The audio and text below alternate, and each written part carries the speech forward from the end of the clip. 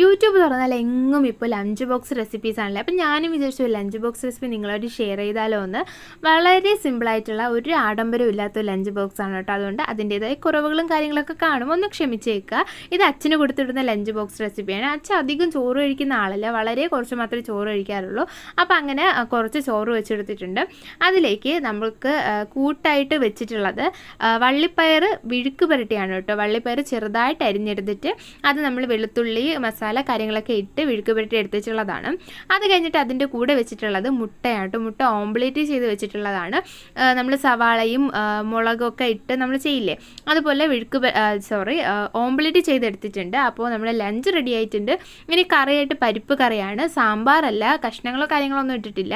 പരിപ്പും സവാളയും തക്കാളിയും മാത്രം ഉപയോഗിച്ചിട്ട് നമ്മൾ പരിപ്പ് കറി എടുത്തിട്ടുള്ളത്. ഇതാണ് അച്ഛന് ഏറ്റവും ഫേവറേറ്റ് ആയിട്ടുള്ള കറി കേട്ടോ. അപ്പോൾ അതും നമ്മൾ ചേർത്തിട്ടുണ്ട്. അപ്പോൾ ഇത്രയുള്ള വീഡിയോ ഇഷ്ടപ്പെട്ട ലൈക്ക് ചെയ്യുക. അപ്പോൾ എല്ലാവർക്കും ടാറ്റാ.